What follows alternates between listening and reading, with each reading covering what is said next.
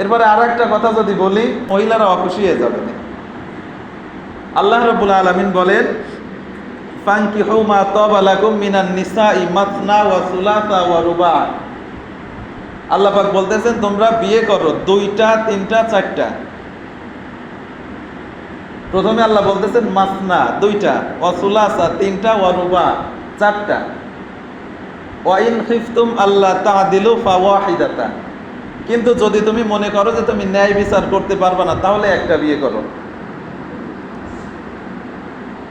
কথা বুঝছেন? আল্লাহ পাক প্রথমে বলতেছেন বিয়ে করো দুইটে, তিনটে, চারটে। যদি তুমি মনে করো যে ন্যায় বিচার করতে পারবা না, তাহলে একটা বিয়ে করো। তাহলে আল্লাহ পাকের প্রথম নির্দেশ ছিল দুইটে বিয়ে করো, তিনটে বিয়ে করো, চারটে বিয়ে করো।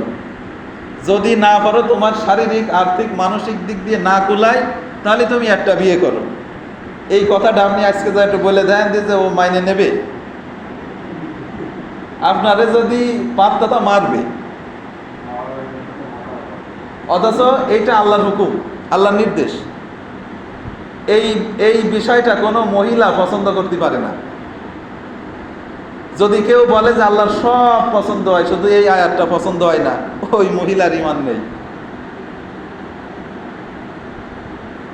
আল্লাহ পাক এই যে সিস্টেমটা করে রাখিছেন, এর পিছনে অনেক বড় কারণ আছে। বর্তমান আমাদের এই বাংলাদেশের কথাই চিন্তা করেন, মহিলা আছে শুধু ডিভোর্সি, মানে বিধবা অথবা তালাক প্রাপ্তা, এরকম মহিলা আছে প্রায় 50 লক্ষ বেশি। বুঝলেন? আর এমনি ছোটখাটো তো আছেই। এত মহিলা যদি বেশি থাকে, তাহলে একটা জিনিস হিসাব করেন, আপনি একটা বিয়ে করলেন, বাংলাদেশে 20 কোটি মানুষ ধরলাম, আমি 5 কোটি ছোট বাচ্চা ধরলাম, তাহলে 15 কোটি। 15 কোটিতেই আমি ধরলাম 5 কোটি পুরুষ, বা 7 কোটি পুরুষ, 7 কোটি মহিলা। আর 7 কোটি পুরুষই 7 কোটি মহিলা বিয়ে করলো, একজন একজন করে বিয়ে করলো। তাহলে এই যে 50 লাখ মহিলা বিধবা আছে, ডিভোর্সি আছে, এদের অবস্থা কি হবে? এদের দায়িত্ব কে নেবে? সরকার নেবে সরকার নিচ্ছে কোনো দায়িত্ব?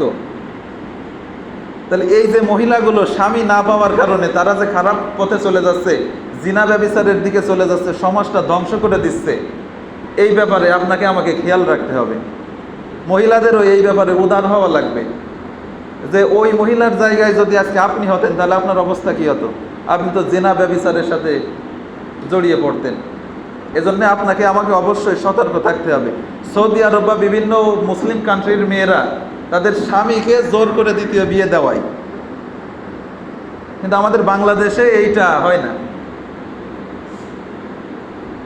আবার অনেক পুরুষ আছে, তাদের সামর্থ্য আছে, স্ত্রীও কিছু বলবে না, কিন্তু সে বিয়ে করে না। এই যে মহিলাগুলো খারাপ পথে চলে যাচ্ছে, এর হিসাব আল্লাহর কাছে আপনারও দেওয়া লাগবে। যে তোমার সামর্থ্য ছিল, তুমি কেন আর একজনের সুবিধা করে দাওনি? তুমি কেন আর একজনের নিরাপত্তা দাওনি? একজন মহিলার যদি স্বামী না থাকে, সে অসহায় হয়ে যায় না? তার কোনো সমাজে কোনো স্ট্যাটাস, কোনো অবস্থান তার থাকে না, একটা ভোগের পণ্য হয়ে যায়। তার কোনো অবস্থান থাকে না, কেউ তাকে সম্মান করে না, ভোগের পণ্য হয়ে যায়। কিন্তু যার স্বামী আছে, তার সাথে একজন কথা বলতে গেলে একটু হিসাব করে বলে। তাহলে এই যে ব্যাপারটা, এই ব্যাপারে আমাদের এগিয়ে আসতে হবে।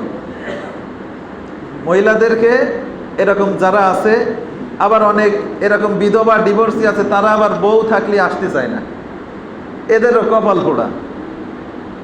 সমস্যা সব দিক আছে। সবাইকে সতর্ক দৃষ্টি পালন করা লাগবে, যাতে জিনা ব্যভিচারের দিকে আমাদের সমাজ চলে না যায়। এজন্য মহিলাদেরকে উদার হওয়া লাগবে।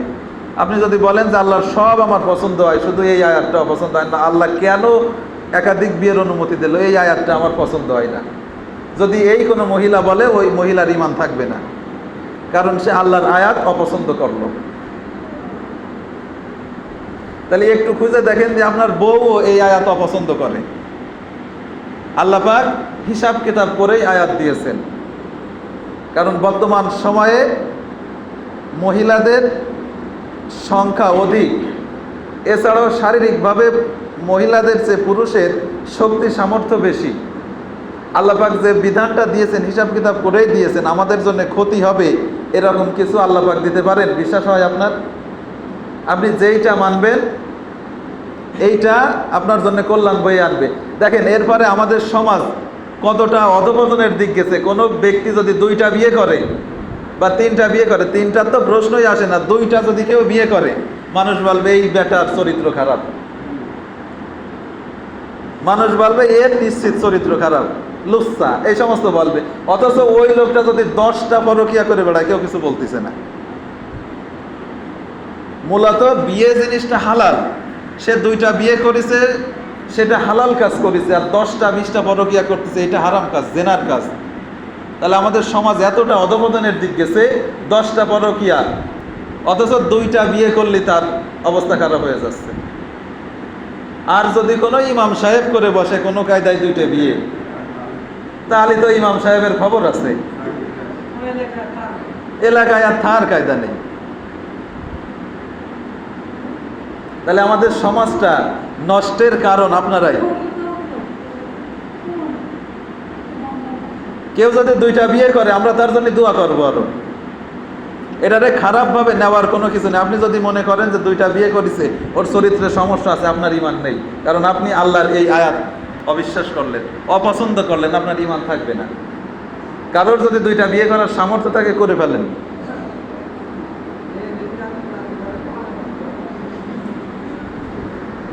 তাহলে আল্লাহ পাকের যে বিধান, এটা আপনাকে পছন্দ করা লাগবে। অনেক সময় আছে যে আমার মতের সাথে মিলতেছে না।